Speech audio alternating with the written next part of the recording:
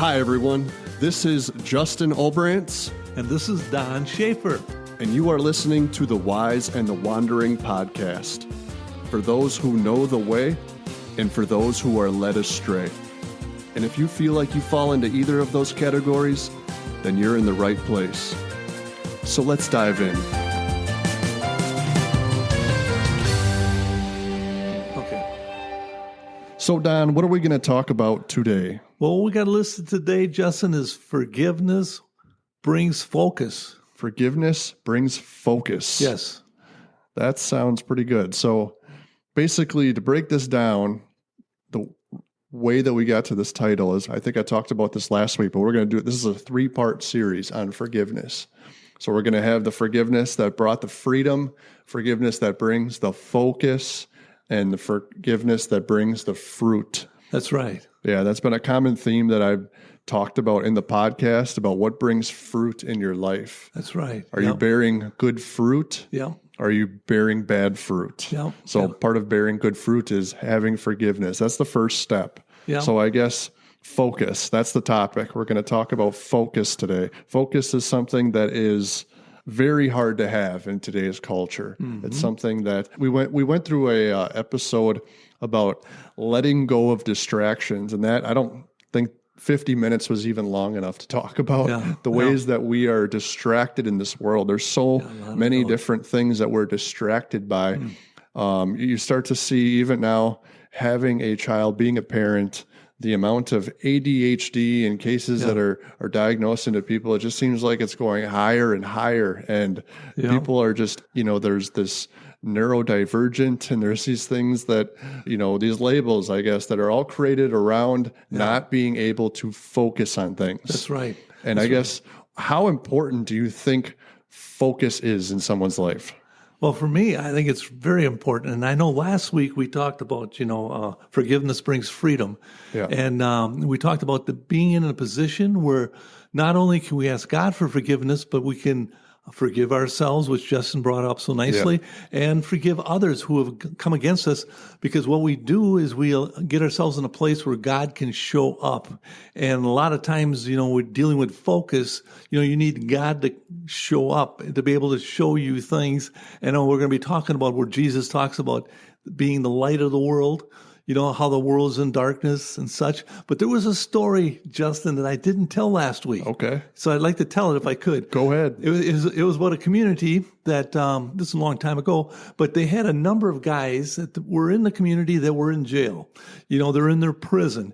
And there was 4 guys that were fairly well-to-do, and they wanted to help out. And so one of the guys says, you know what? He says, I can get mattresses, new mattresses for all these guys in this prison. So he did that. He got all new mattresses. The second guy says, their water is terrible. We're going to do a new well. I got money. We'll dig a new well, and we'll get water for these guys. Yeah. The third guy says, you know what? He says, I own a vegetable farm. I got produce, so we can give them good food, and that's this and that. Yep. The fourth guy says, I am going to produce the keys that will open the doors to these men that are in prison. And this is what forgiveness does in our life. It opens up areas in our life. So many times in life, we want to get comfortable. There's a lot of people who will help us be comfortable. They will bring the mattresses in, they'll bring the water in, they'll bring the food in, but there's very few avenues of being free. And that's where I know we talked last week about how a relationship with God and Jesus Christ brings a freedom, where it says, he who the Son sets free is free indeed. And with that freedom comes a lot of things, as far as how we live life. But one of the things in which we're talking about this week is the fact that it brings focus. It helps you to see things for what they really are, rather than a make-believe world that we're living in. And that's where so many people are not free in today's day and age, because they really can't see. And they don't have the eyes to see. And I think that when you talk about the world that we live in, that's all full of lies and that it's fake in some ways, it really is. And I think when you start to see the truth in things, when you're shown the truth, and the person that called himself the truth, the That's way, right. and the life. Yep. You can start to see differently. You can start to see through different eyes. That's right. Maybe you can start to see spiritual things that you didn't see before. It's a whole new world. Right. And it is. And I think that the truth has to be shown to you first. And I think it says you shall know the truth, Yeah. and the truth shall set you free. That's right. Right. So when you become free, that's what happens from forgiveness. And when you aren't free, when you're in a state of unforgiveness, like we talked about last week, you're not focused. Yeah. A lot of the times your mindset is negative. Yeah. A lot of the times you're not bearing there's no good fruit coming. There's bad fruit in your life. There's nothing but rotten, bad fruit coming off of that tree. It sure can be. And sometimes it's withering away. The entire tree is withering away. And I think in a place where you have to get focus, once you have freedom, you can start to focus on what is important in your life, what's not important and what's important. You can start to separate things because you have that freedom. You have that ability to maybe start to think beyond what you previously thought before. That's true. Right? Because that forgiveness, it all goes back to forgiveness. Forgiveness is something that's so hard because in order to forgive, you have to truly sometimes sacrifice. You have to make some kind of sacrifices. Yeah, that's true. Because no matter, like you said last week, no matter what somebody does to you, you're not going to let it affect you. You're not going to let it. No. You're not going to let it harm you. You're not going to let it throw off your plans. Yep. And when you're focused, the people that have the most money in the world, some of the people that have created some of the most successful companies in the world, the technologies that we use today, the common theme with all of those people is they were focused. Yeah. Yes, there's a talent. Yes, there's a gift that they had, but it's not just that helped them get to where they were and to the level of success that they have. Right. It's that focus. Yeah. And when you're harboring all this unforgiveness in your life towards people, towards yourself, towards God, towards religion, you cannot focus. No. There's too many distractions there.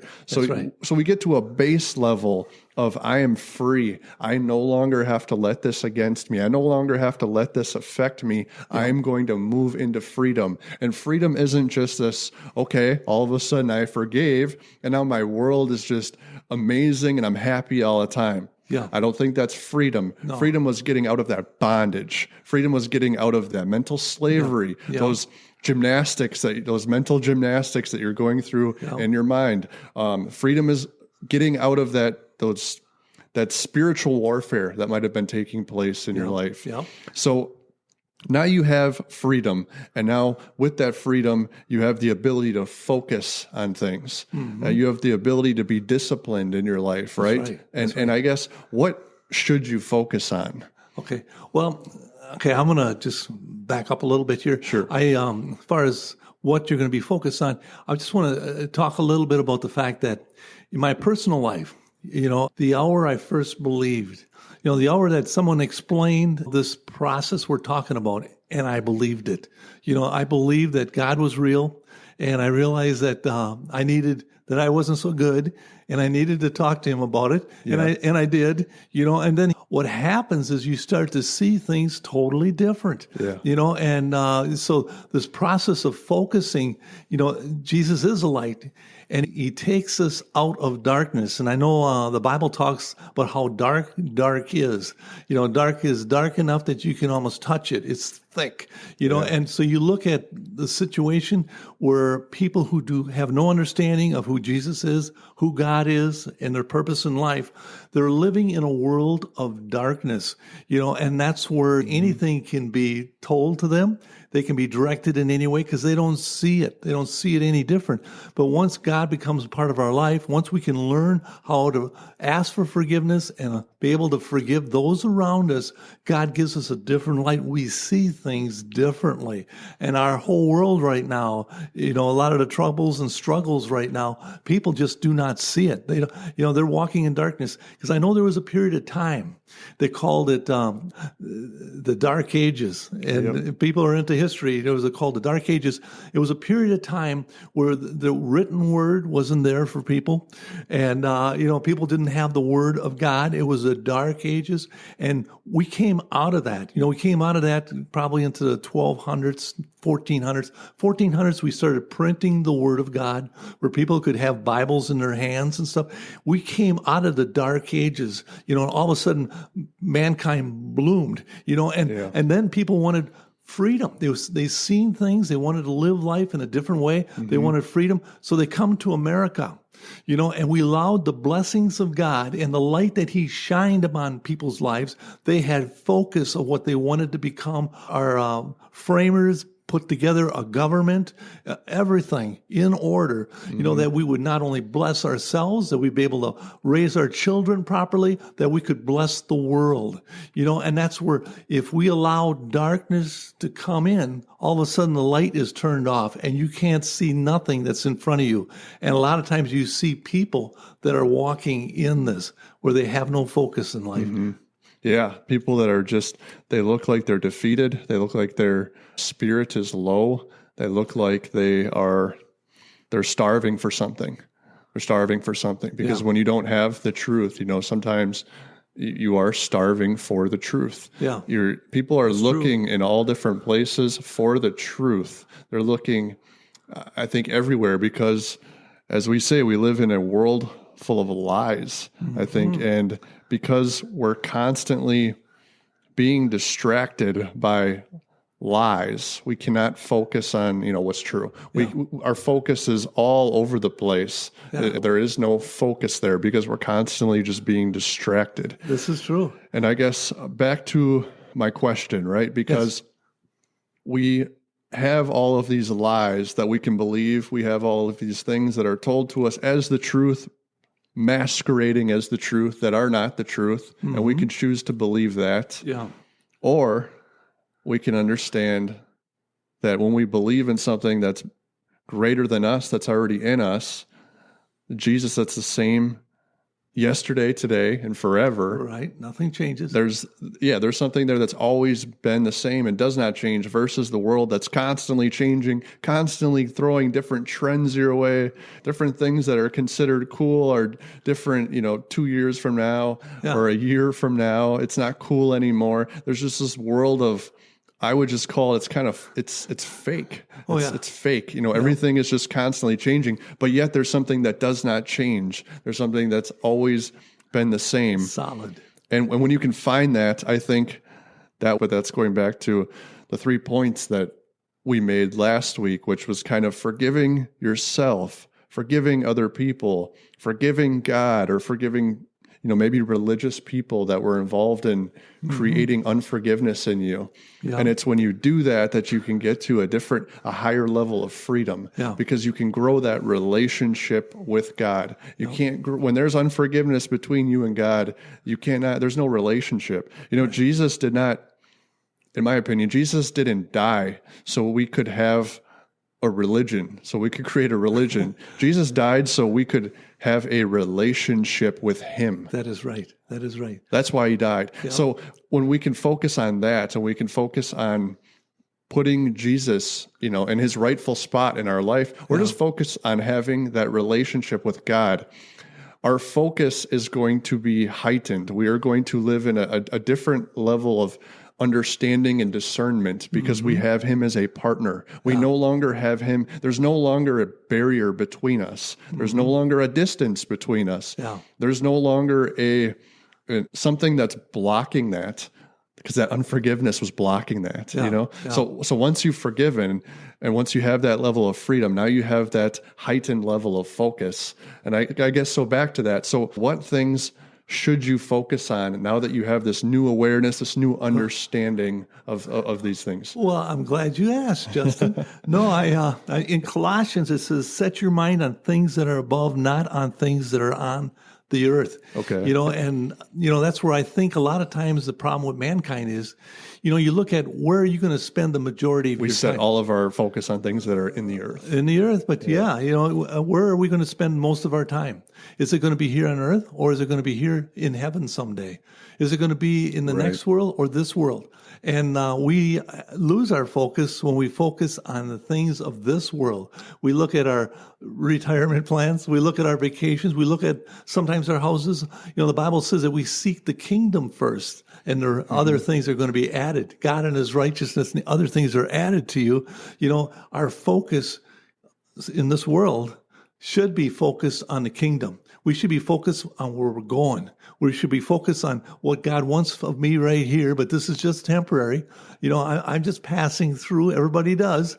I've been telling some young people as of last week, saying, 100 years from now, none of this is going to make any difference because we're not going to be here, but we should be focused on what the true picture is. And I think God tries to give us that. And I know there's so many times I try to talk to people. I talk about eternity, and get prepared and all that stuff. And people don't want to hear that. For some reason, when we're out of focus, we think we're going to live forever. We think that, this is it. We don't get beyond the fact that everybody is taken out of this world. And I think our adversary is trying to get us focused on the things of this world. Mm-hmm. That's why we're trying to save the earth. We're trying to, I'm looking in the Bible. I says, where does God tell me that I need to take care of the earth? Where am I supposed to be saving, mankind in the future by doing things differently now, getting an electric lawnmower or something? How am I going to save the earth? The Bible doesn't tell me that. The Bible tells me I need to focus on a kingdom, focus on an eternal place that he has for all of us. Yeah. And I know Jesus says, I go prepare you that place, that where he is, we're going to be there someday with him. And that's where I think like the apostles, disciples, a lot of these guys gave up their lives for what that message, because it didn't matter. Their life did not matter to them. It's the place that they were going. It's the only thing that mattered, and the plan that God would have for them. So in answer to your question, what should we be focused on? We should be focused on God and his kingdom. But forgiveness is a part of that. That's part of the pattern. That's part of the process if you get into reading in the Word of God. And the Bible calls it the gospel. This is good news. This should be good news to anybody that listens to this. The fact that there's great hope out there. We have a real something great in front. I know sometimes I look forward to going to Disney World, when I was younger and stuff, and it was exciting to go there. But we have something in front of us that's better than Disney World, and God has given us the keys that are going to open up the prison and that's forgiveness. We learn how to come to God for forgiveness, but learn how to forgive our fellow man. We create an atmosphere around us that's positive, and with this focus, life takes a whole different meaning. And I know for myself, the hour I first believed, it seemed like it changed everything. I had a reason for being here. Yeah, me too. Yeah, I feel that way as well. And I think that, I would even say that in order to, now that you have that focus, and I agree with everything you just said wholeheartedly, and I would say that once you have that freedom, because it's often said that you can't help other people before you help yourself first. Yeah. And I think it gets to that point. We live in a state of, you talk about the kingdom. Okay, the kingdom is kind of hard to sometimes understand for someone who doesn't know what the kingdom is. Right. But the kingdom is accessible to everybody who will believe. Yeah. When you have that forgiveness in your heart, you're granted keys to the kingdom. Yeah. You have access to that kingdom. That's right. And because you do, you now are in a state where your life becomes doing all these tasks, doing all these things that might seem taxing, now seem a little easier, because you carry that peace with you, because you carry that confidence with you, like we talked in the past, but you carry that, there's just a different, a different vibe. There's a different feeling that you now have going through these trials and stuff like that, because you know that you no longer are in opposition with God. You're no longer in opposition with people. Yeah. Once you have that forgiveness, you've broken that that control mechanism that existed before that allowed you to be stuck in a same perpetual cycle, right? When you break out of that, now you can focus on helping other people. You can focus on helping yourself. Because before you were just tearing down yourself, you were just kind of ruining yourself, you were just criticizing yourself, you were just insulting yourself. Now you can start really working on yourself. That's where the focus comes into. You can start being, if you want to bear good fruit, you can start being good. You can start, and now you focus on what is good because you have God by your side. You know, you have God, there's a relationship there. You're a partner with him.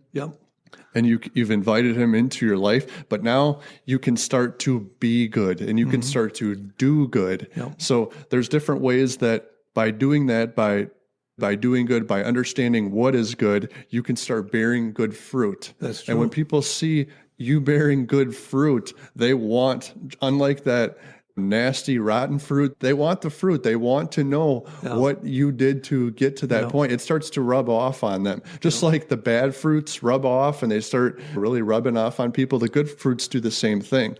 It's a little bit more of a challenging process to get there, but you know, good people bring good things out of the good that's stored in their hearts. So what is stored in your heart? Right? That's what you focus on. That's right. This is true. What's the story? And that's where I know myself, you know, everybody wants to change the world. You know, I look at things, you know, I would sure like to be an instrument of changing the world. But you know what, a person, as you're saying here, Justin, you have to start with yourself. You have to change yourself. You have to get to yourself, you know, and that's where like forgiveness, you know, reaching out to God, what you do is you open up a door to you where God can get inside and he can change you. And then you become the person, you know, they become the person in different ways or whatever it might be. And that's where our world right now is looking for people.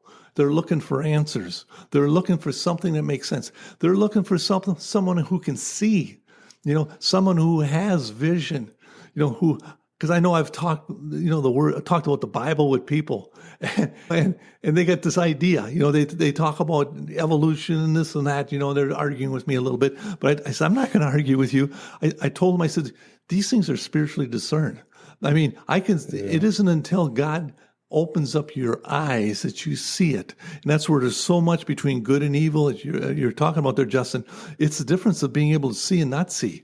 And I know like taking and shutting the light off in your room with no light and try to walk around and do things, you are going to make a mess of the place and of yourself. And that's the way a lot of people are walking in life. Living in darkness. They're living in darkness. But once you see the light, you start to realize the value of giving God an opportunity in your life to make you something special.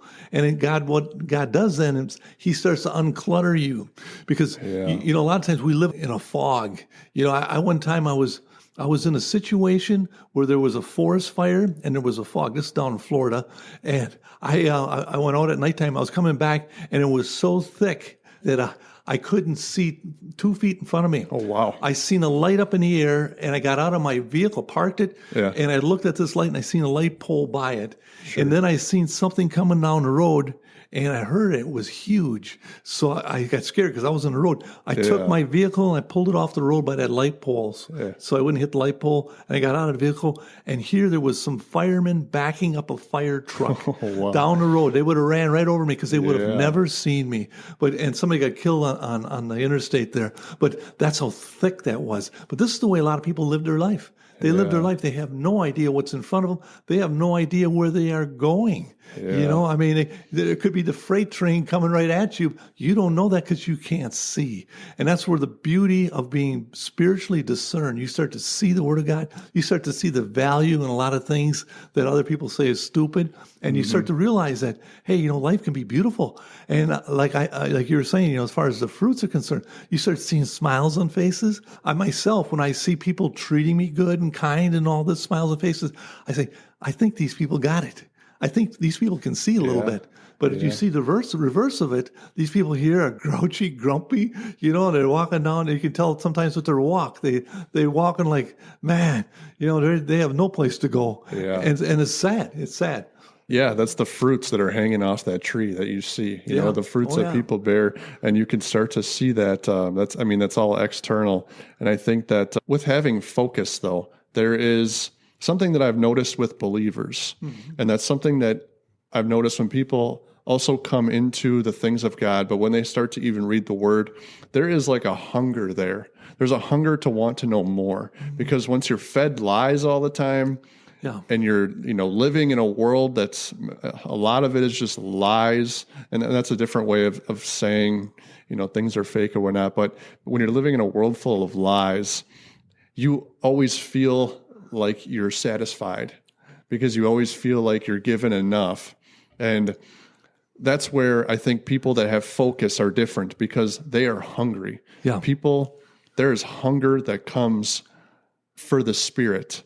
And when you have the Spirit in you, and when you start to read the Word, and when you start to know the truth, and it shall set you free. When you start to know the truth, there's a hunger that comes there. And you want more, and you want more. And you start to want less of the lies and more of the truth. And I think when you start walking in that way, and you start walking in your faith, or you just start walking boldly towards what you consider true, where the Spirit is leading you, He's not going to lead you astray. You were led astray before, right? You were wandering before. Now He's leading you into all truth, right? You were saying, seek first the kingdom and all shall be added. Well, when you're walking towards what the kingdom has to offer, everything else will start to make sense. Everything else will start to come into vision. All that fog, like you were saying, will start to go away. The light will start shining over the dark parts in your life. It's not something that happens overnight. This is a process, just like you've been led astray for many years of your life. Sometimes that recovery takes many, many years. But that forgiveness starts it. That forgiveness is the seed that grows into something so beautiful. But you have to grow it. You have to nurture it. You have to start this process. You've had freedom, and now we start to nurture that. We start to really pay attention to that process and be very careful with it. And we start to listen, and we start to listen to what I would say all the areas that could use improvements in our life. And we start to really focus on all those things so that we can, like you said, we can make that change within ourselves. We can make that change to be an inspiration for other people. And I think that is the good news. That is the gospel. You are going to be changed. You are going to be transformed. You are going to be renewed. You have not lost all hope. There is more hope than you could ever even imagine. It's all there. And that's where it starts. It's getting that freedom and then finding that focus. That's right. And boy, if I can throw a little plug in here, Justin, let's go. See, with this focus that we're talking about, I know I'm going to be doing a program coming up, a new series called Discover Destiny. And it's going to be all about finding your purpose, and connecting to the source, and that's the beauty of what we're talking about right here is the fact that, every one of us was designed with a purpose in mind. It doesn't matter what size we are, how high we are, how short we are, what color we are. God has designed us and planned us from the beginning of time. But what we need to do is we need to search after Him and find Him and be able to see what His plan is for us, what He has designed us to be. So we're going to be doing a series coming up, and anybody is interested, please get a hold of me. We are going to be doing a series called Discover Destiny, and it's going to be discovering destiny. So I mean, that's saying that it's already in you, right? Because you're discovering it. You don't have to go looking for it. No. It's already been inside you. Right. But you got to see it. And we're going to put focus on that. And that's where, like this message we're talking about here, as far as forgiveness, it's part of the pattern. It's part of the process that God uses for us to get ourselves into the place that we can see. I got eyes to see and ears to hear. And let them all hear. That's right. And I think that's going to be a good series. And I think everybody should check that out. So next week, we're going to get into part 3 of our series here, which is going to be Forgiveness Brings Fruit. We've talked a lot about fruit on this episode, but there's still more to say. There is. So I think once we get that freedom, once we get that focus, we are going to finally see the fruit that's going to come to our life. Yes. Well, I think that wraps it up for today. This was a good one, Justin. I think so too. Hey, we're glad you guys found your way here today, and we hope you can join us again next week for another good word. Until then, stay blessed by the best. See you guys.